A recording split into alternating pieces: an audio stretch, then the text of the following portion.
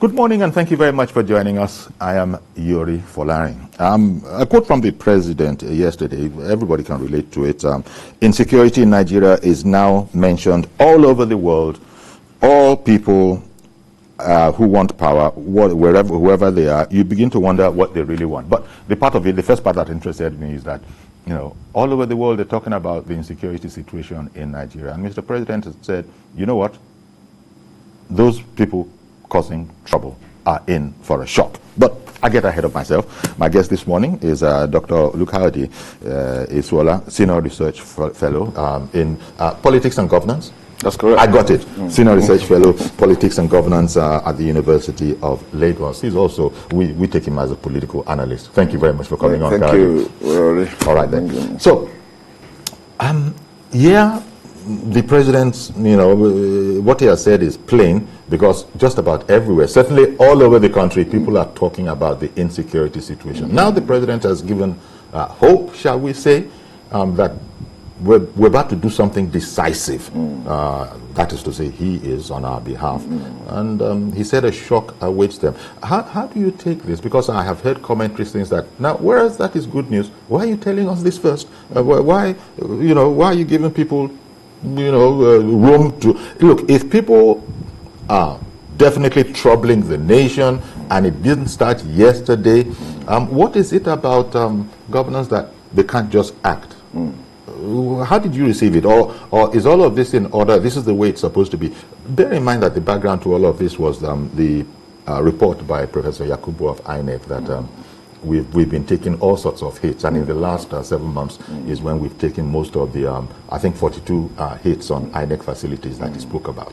Your view? Very complex. Very complicated. The Frenchman will say c'est compliqué, as it were.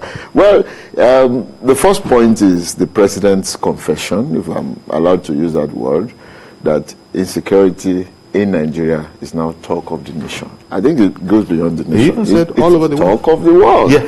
I just returned from some African countries as a result of my research activities, and I could relate with colleagues in universities, research centers around Africa, telling you that you are coming from a collapsed state, a failed state. They are judgmental about it, expressly. But in your environment, that is the academic environment, I'm surprised to hear such, dare I say, casual comment. Yes, but that's my surprise too. And that's why it is so significant that I have to bring it to this table.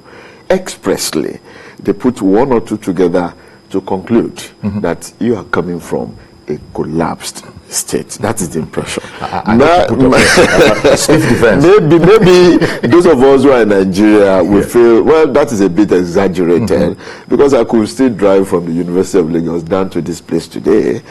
You probably will not be able to do that in a collapsed state. But maybe we should add a morphine to it, a collapsing state. Okay. The state has not collapsed, but it is showing every sign that it is fast collapsing. So there's a slide that needs to be checked. Definitely. I think that's what the president suddenly realized. I'm pleasantly surprised that the president of Republic of Nigeria will suddenly realize that, having been so silent about everything over the years, sitting as if nothing is happening, and of course it's just one of those things that will spring up today and disappear tomorrow. You say that, he has spokesmen who have been very, very busy between Mr. Adesina and Mr. Shehu. They have been speaking. I'm relating to the part where you said he's been silent. Hardly, if you're going to take the commentary, which is always in the name of the president that we've been hearing from those two gentlemen, you surely can't say if you study the Nigerian political system very much,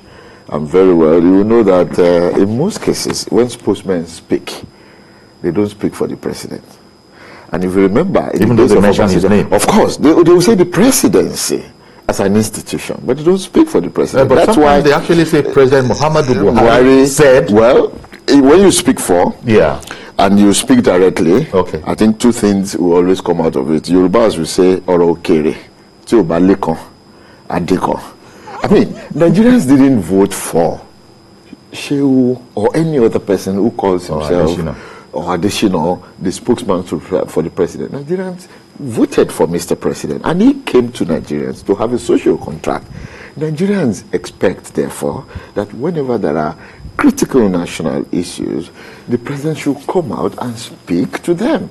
It's more comforting psychologically, politically, and in terms of the rigor, the potency of the speech. It's not enough for me to say, Yori's son said I should do this. Yori should come out and make the statement. It's more potent, it's more comforting, and it brings more action, whenever it is expected. So, again... So you don't put much stock on those who have told us in the past that, well, different strokes for different folks. That is not Mr. President's style. I don't think so. Okay. I don't think so. Because there are demands. Social media is full of demands that Mr. President speak to us. I mean, they even try the emotional gambit about you are our father. You are the father of all. Speak to us. Tell us, tell us it's going to be okay. Science for a president to speak to the nation? I'm beginning to get confused. I mean, some 2, 5, 7 years ago, when you wanted to be elected as president, you were everywhere, speaking to everybody on every issue. And people are bringing this out from the social media. That look, if you could say this some 10 years ago, some 7 years ago, some 5 years ago, 4 years ago, why don't you speak now? Why have you decided to be suddenly quiet, personally, about the affairs of the nation? Where you are campaigning to, you have campaign managers who speak for you. Right. But in most cases, you choose to deliver the word. Because people see you more than the campaign managers who are paid for what they are doing. Are you therefore saying, even if it is in part, that Mr. President's silence has somehow, his silence has exacerbated the situation? In other words, turn it around. If Mr. President had been communicating with us, as you are saying, and as a lot of people are saying they want, therefore, this state of insecurity would not have been as serious. Absolutely, you think saying. So? I think so. Because, I believe so. Because he wasn't twiddling his thumbs. He's been getting on with it, and his team. Yet he's gotten to this stage. That's it. And you think that because if he had spoken more, we might not be where we are? Remember, I mean, we can historicize this. In the days of Obasanjo, perhaps every month the president would come out and discuss on what he then called the state of the nation, or the state of the state. I think there was also a presidential chat. Monthly president. I mean, you guys will know it. You always interacted with him.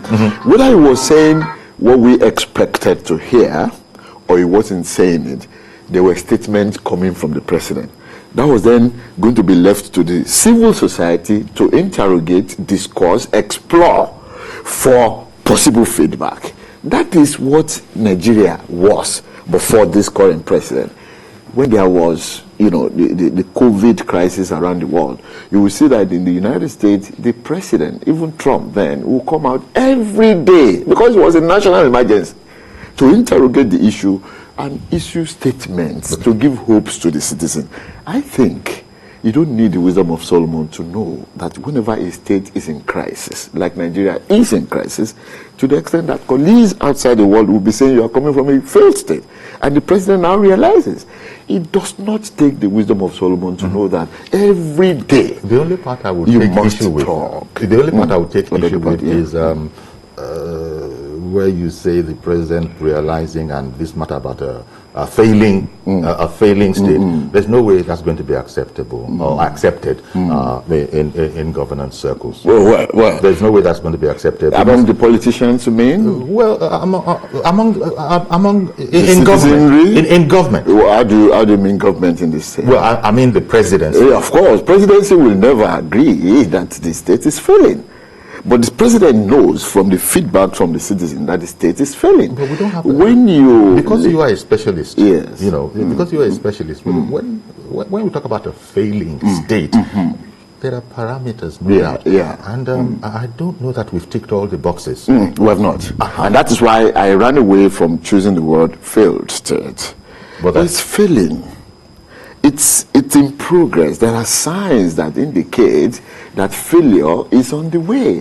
When your security architecture collapses, Do you want to say all is well? You are not failing, you are progressing? But he said we have changed the police, the leadership of the police, we've changed leadership in the army, and we expect them to deliver. How much of that do you see on the streets of Nigeria? Does that guarantee the Nigerian citizen to travel from Lagos to Abuja without fear of kidnap, without fear of assassination and robbery? I mean, it's good enough for the president to take the action of changing. Okay. But then there must be feedback. When you change for a purpose. Have you been able to achieve the purpose of changing the leadership of the security chief? The answer is no.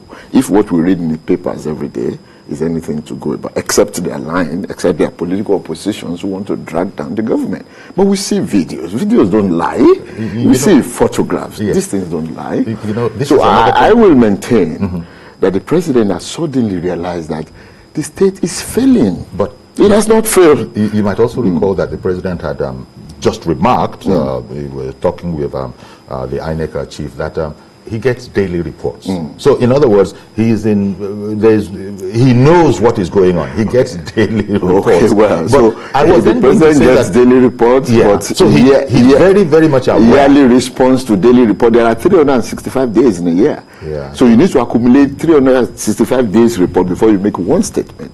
One statement that says almost everything but nothing. Oh, no, I'm afraid that's not the way to govern the state. So I'm deducing from what you're saying that even though we've heard to the contrary from the presidency, and the president, that we are doing the best that we can. Yeah, that we can. You seem to be saying that you don't buy into that. That statement admits failure. If the statement is, I am doing the best that I can, and what operates outside the polity is that everything is aggravating every day, then it speaks to the fact that you don't have the capacity to do what you should do. Can denotes ability. If in the state of Nigeria today, the president is saying, I am doing the best that I can, then that can should be interrogated. It should be interrogated. It speaks to ability. It speaks to capacity. And that is why there are calls in certain quarters for the president to just throw in the towel. I mean, my brother Ayori, this man came in on the sentiment of a good man. There has never been any person in Nigeria who came in on that sentiment. People saw the person of Buhari as a saint, the person of Buhari as a messiah. Now, it's not impossible that you come in with that nomenclature and you get into the system to see that what you have in reality is a complete opposite of what you expected. You throw in the towel in order to maintain that integrity. Now I hear what you're saying, Doctor. Yeah. I hear what you're saying, Doctor. It's done all over the world. What is it in political office that will make anybody not to want to leave? For what reason? The president made the remark also yesterday, that, look, first of all, he cleared the air about he has no interest whatsoever in any third-term agenda. In case that is why some people are attacking INEC, the facilities up and down the land, that he has no intention in that regard at all. But then he also, and the way he phrased it sort of caught my eye, that he was going to continue to run affairs, well and within the ambits of the Constitution. Now, I have heard Mr. President say, not recently, but I've heard him say that it's a different thing when you're a military, head of state, and when you are a democratically elected president. And so, how much stock do you put on that whole line of thinking that it's not as easy as you remember the days of with immediate effect? Well, democracy doesn't, and rule of law doesn't always allow for immediate effect. Would you factor that in because you said, to start with, that it's a complicated affair? When you apply to the university to get a degree, you probably will not anticipate how difficult the classes, the lectures, and the research seminars will be.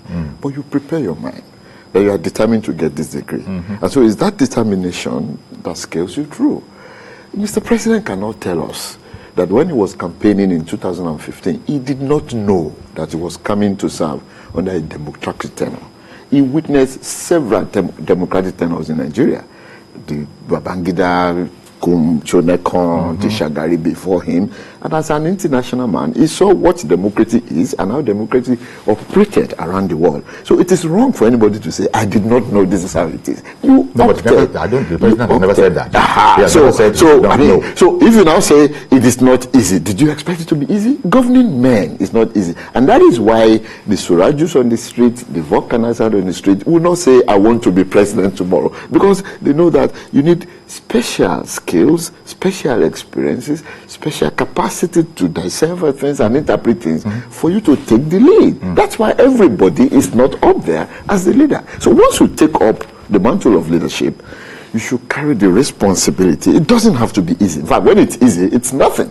So I don't get impressed by the complaints that it is not easy. The hard way is the only way. You must do it. Nigerians don't want to listen to that excuse. I hear you. They elected you. I hear you, Doctor. They want you. I mean, on the principles of constitution, you were elected. That he has to operate within the ambits of the law and the constitution. What does that law say? It says that your being there guarantees the security and safety of the Nigerian people. That's your primary function. That implies, therefore, that if for any reason you cannot uphold and guarantee the security and safety of the Nigerian people, you are not there.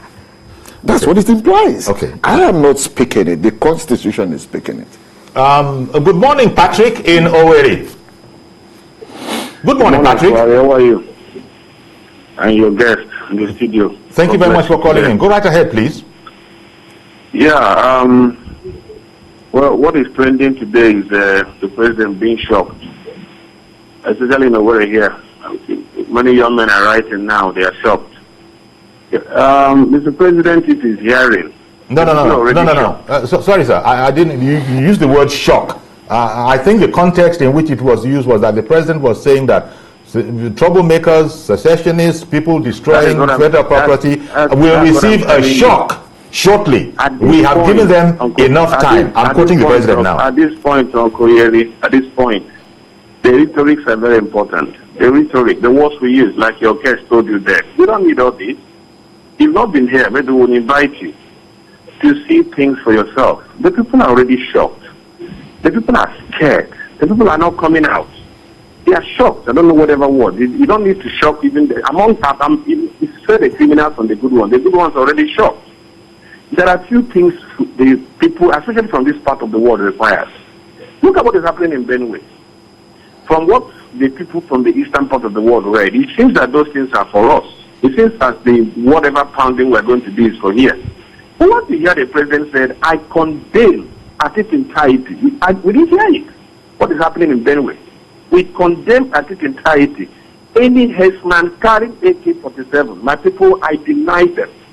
My children, please, calm down. We are working for you. So and so on. There are certain words you expect from your father if something is happening. The issue of I will kill and bury. Come to Federal Medical Center where come and see corpses. Innocent people. Between Sunday and now, along the airport road, soldiers have shot several people and dumping their corpses at FMC. Is that what kind of shock again are you going to receive? Okay. What has those things got to do with what we're talking about?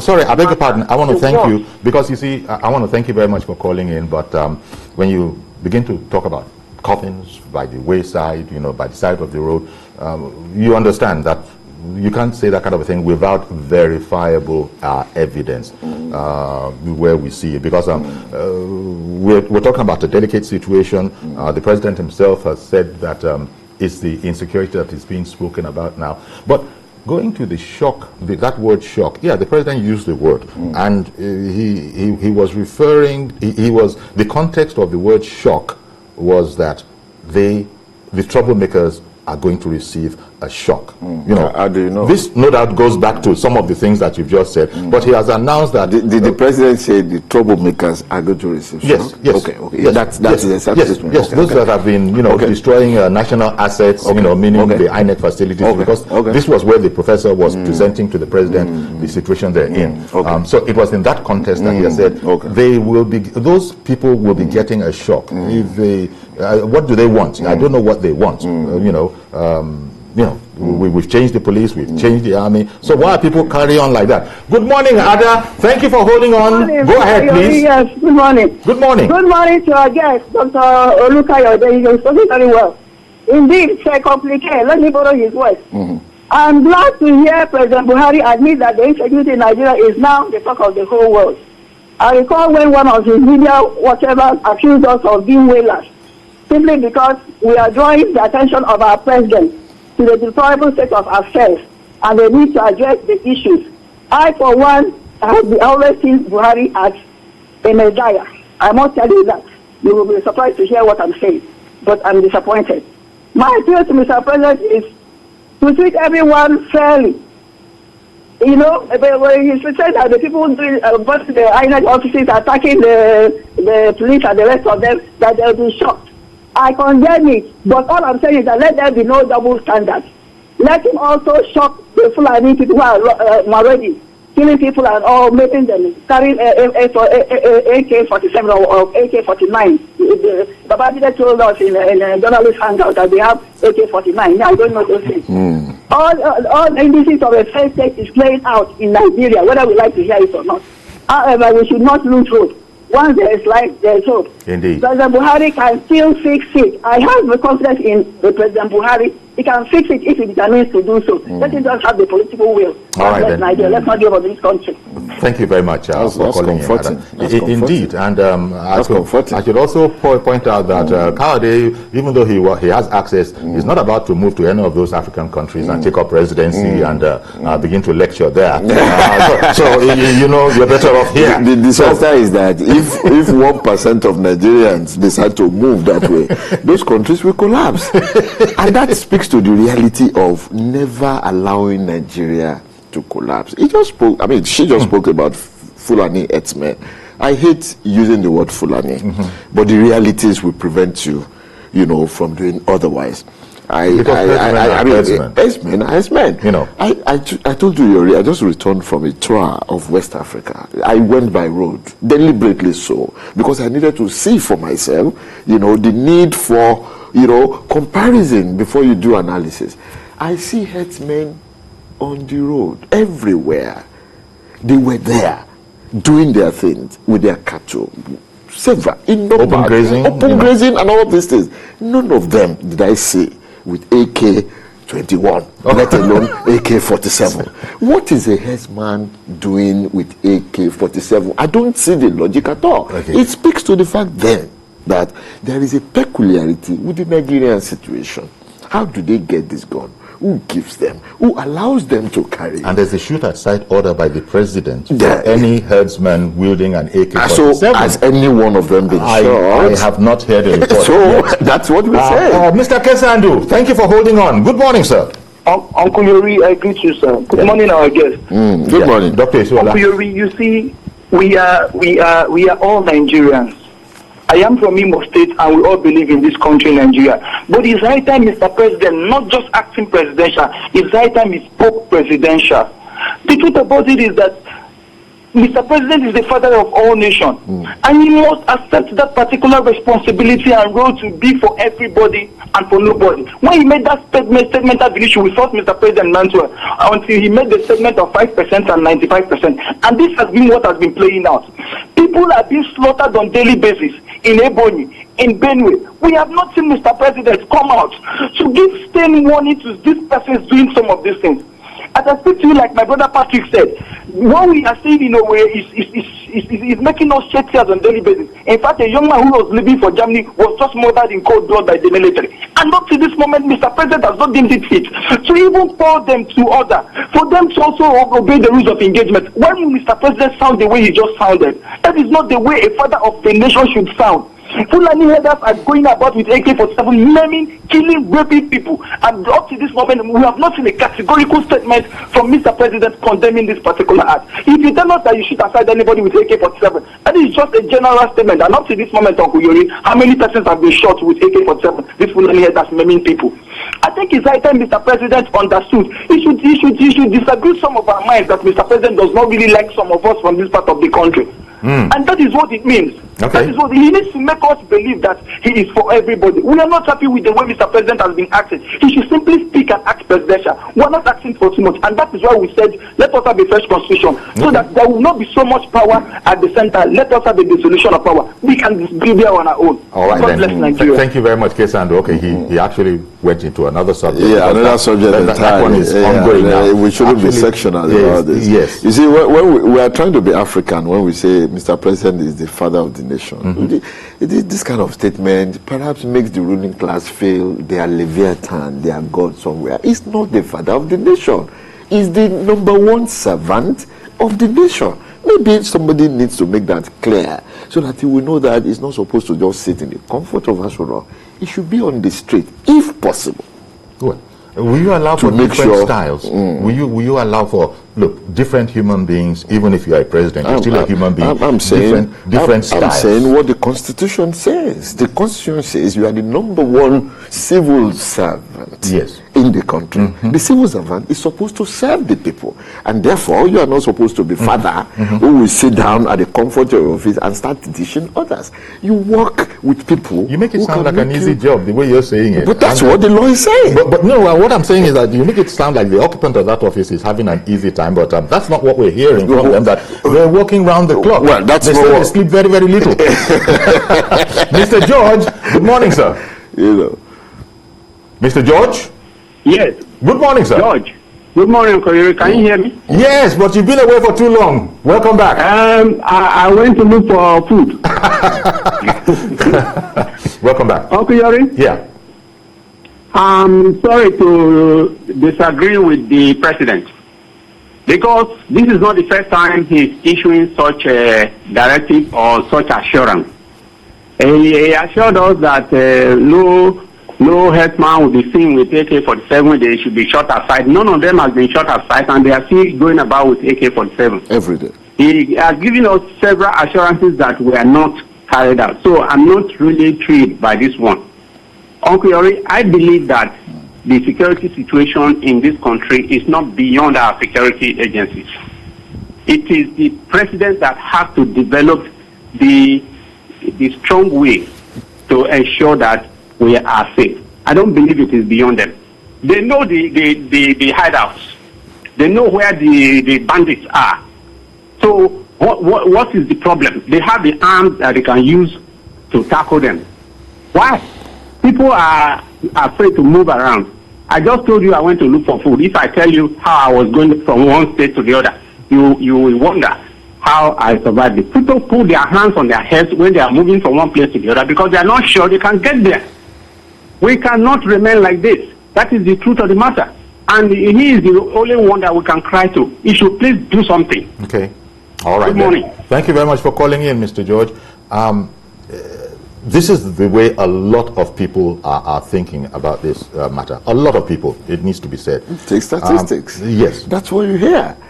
On the street, in the church, in the mosque, in the school, in the university, when you go for conferences, workshops, everybody is saying, your own academic colleagues were joking with you. So I imagine them saying they are coming from a failed state. Expressly like that. So what else do you need to draw the attention of Mr. President that this is a period of emergency? You know, the way you started off, Cowdy, the very first thing you said was that this is a complicated issue.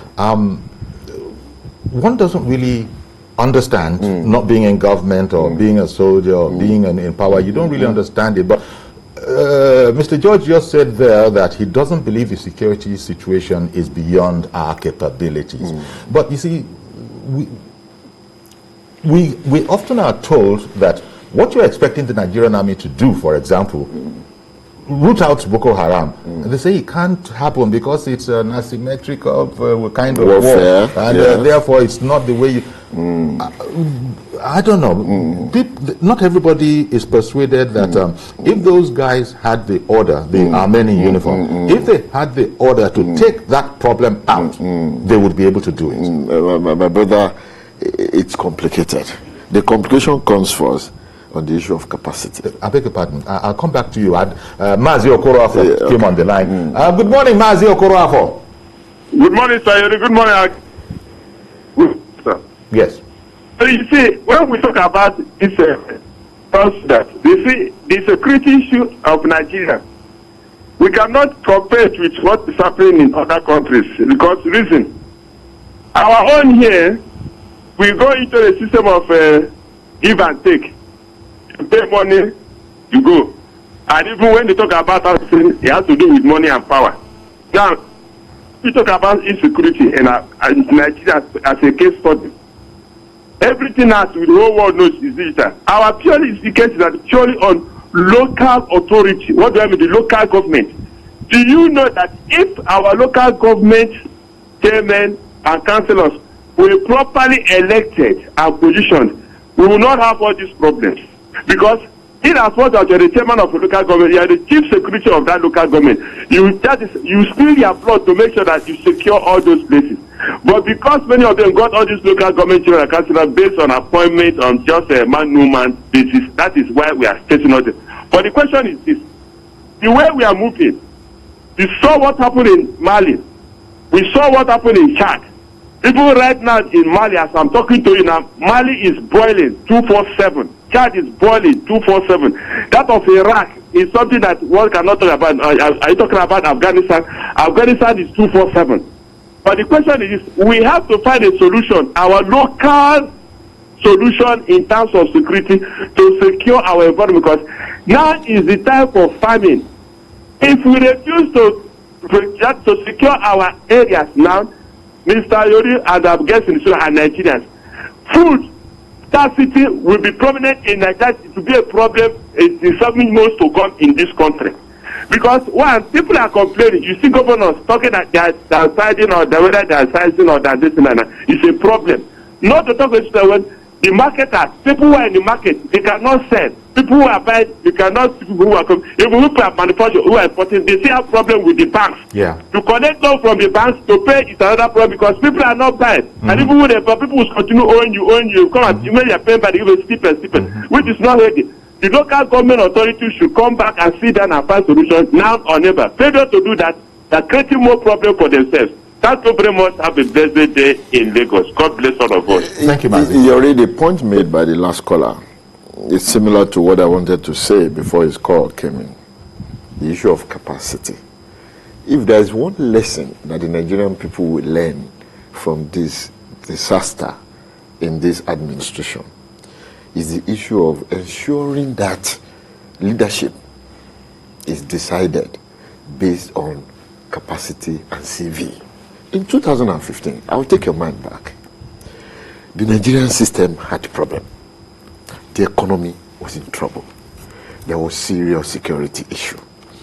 And then, instead of bringing all these things into national discourse and allowing them to be the very yardstick for allowing any other person to come and replace the former president, we operated on the sentiment of a wholly clean man.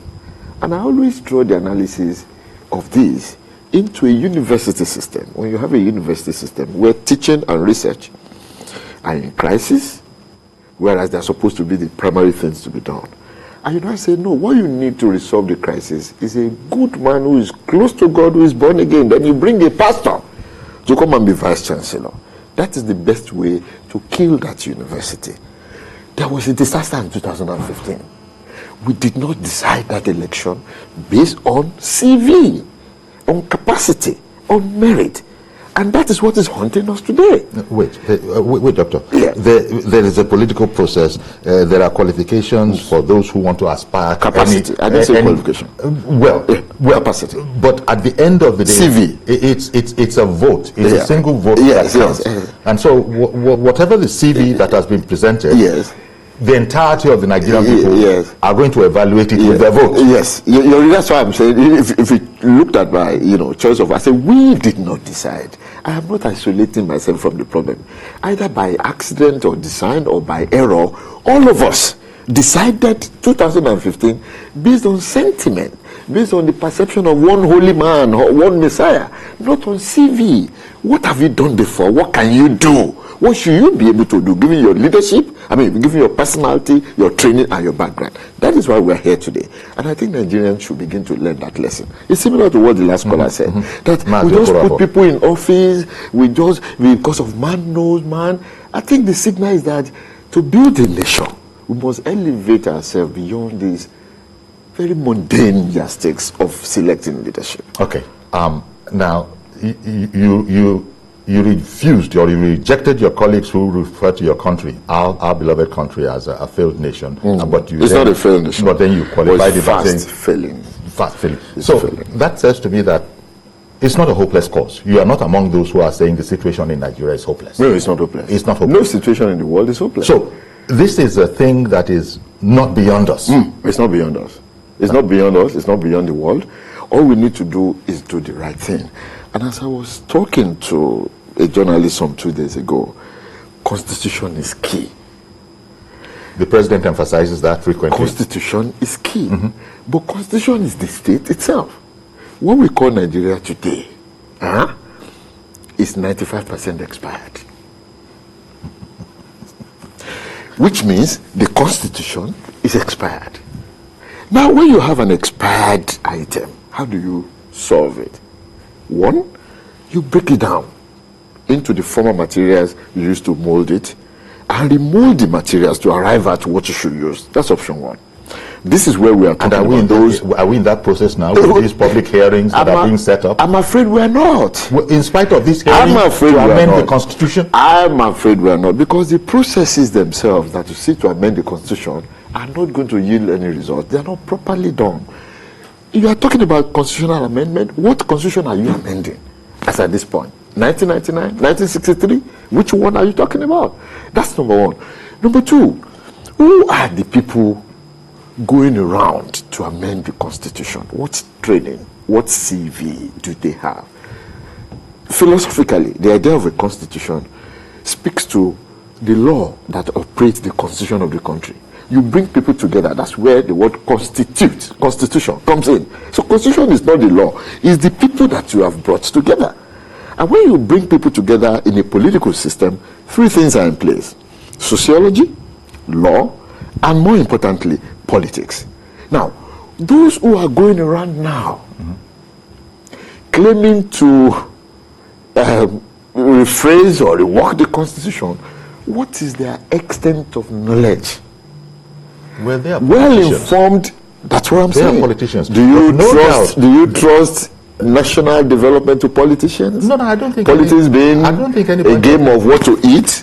Okay. As against the other, the crop of Nigerian politicians, as you have seen since 1960 now, you trust this exercise to them? Is it true? What are the research institutes doing? Are they involved? That's what I was going to say, that nobody is going to imagine, I would hope not, that you just leave the amendment or the writing of the constitution to a bunch of politicians. There are going to be experts that these political leaders who have been voted, will call upon. How many of these experts have been brought in, Yuri? That is my thinking. That's my concern. And that's why I concluded almost before we started that it's going to be a waste of time. Politicians are what they are. They're like businessmen.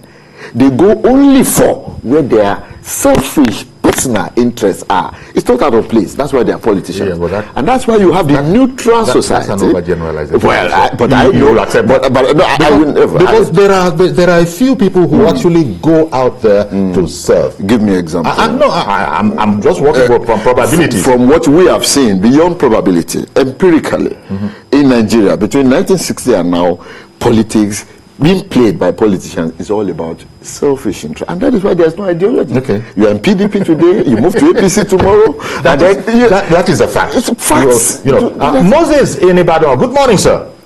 Good morning. Please go ahead. Well, following the topic that we are discussing about insecurity in Nigeria. Yes. I think it is more of the lack of political will on the part of the leadership to address the issue. Because we have been more defensive rather than being offensive. The bandits, the kidnappers cannot be stronger than the military force of Nigeria.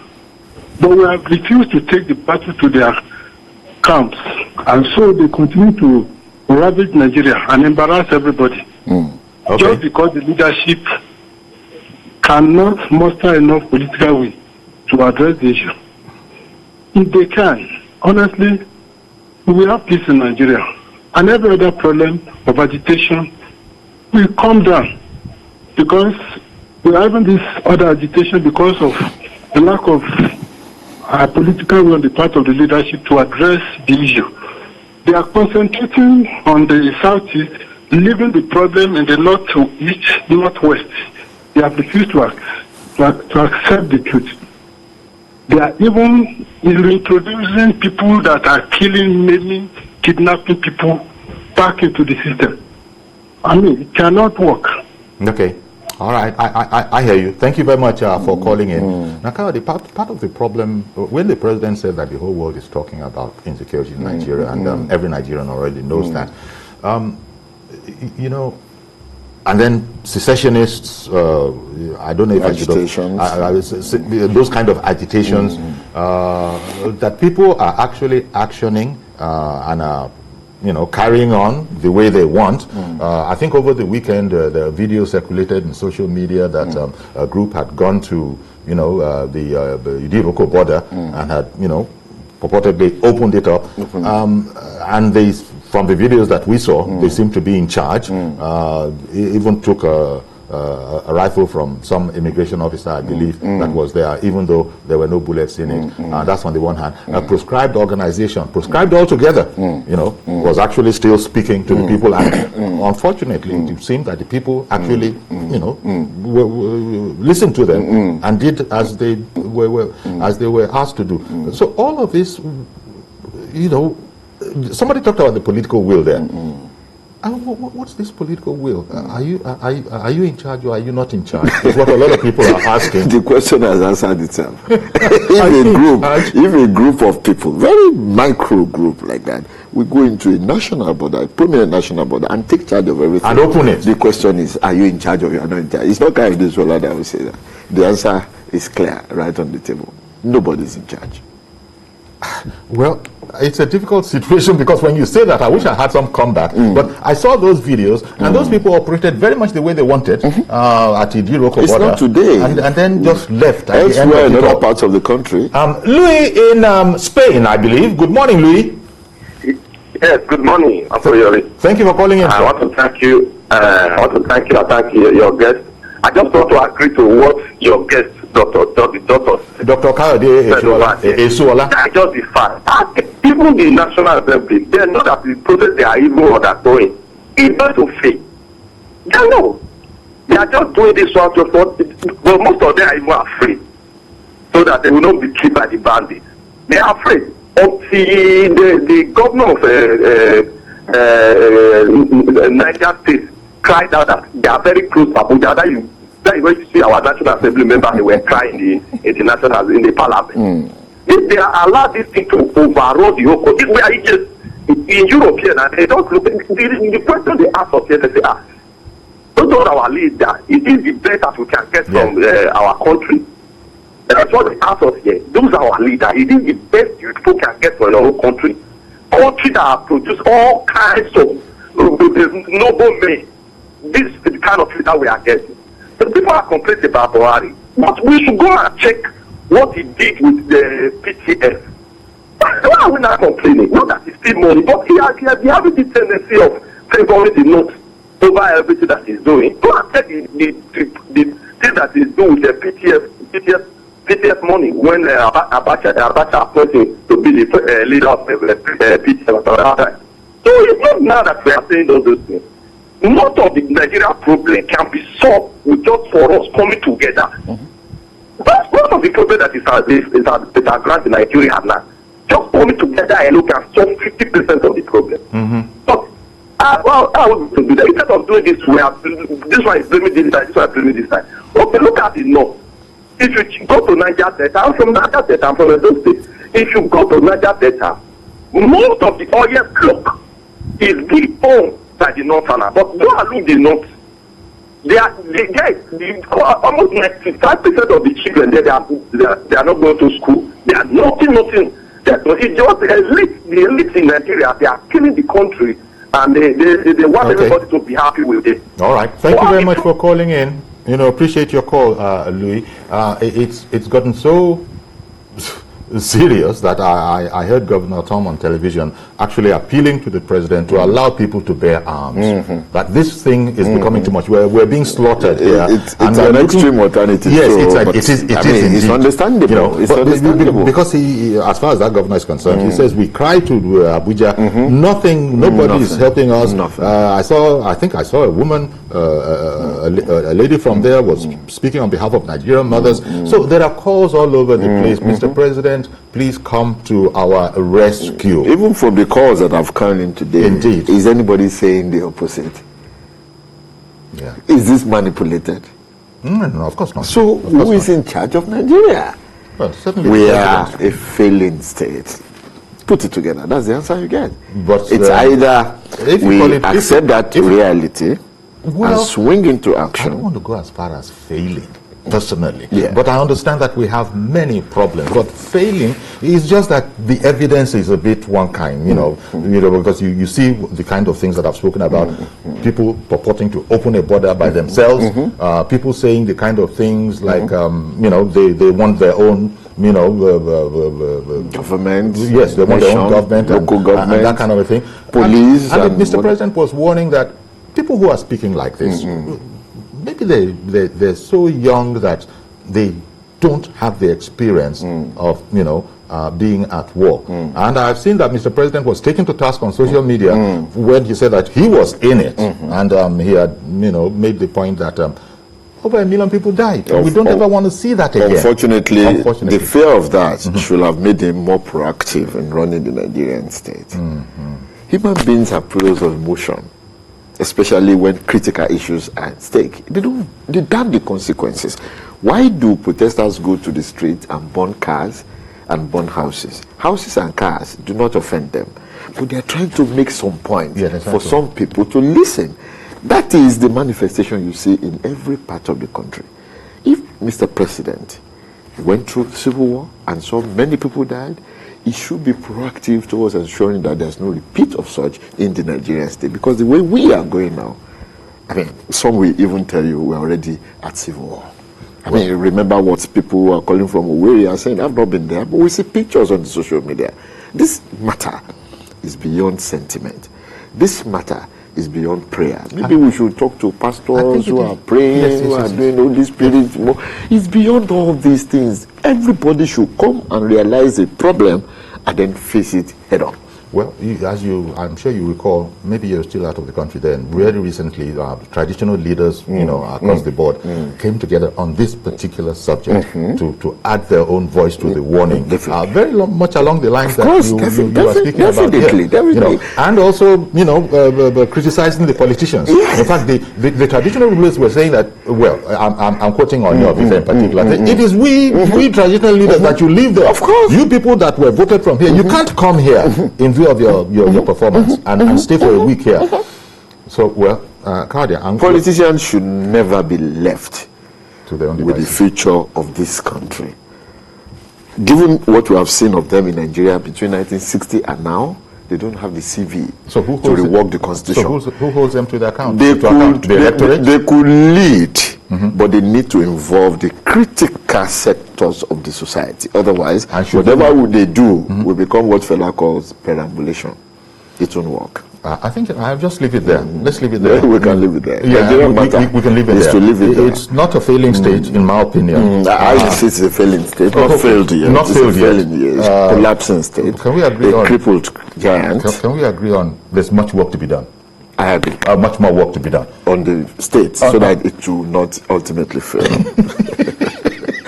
Dr. Lukayode Esuola, Senior Research Fellow in Politics and Governance at the University of Lagos and Political Affairs Analyst. Thank you very much for coming on the program.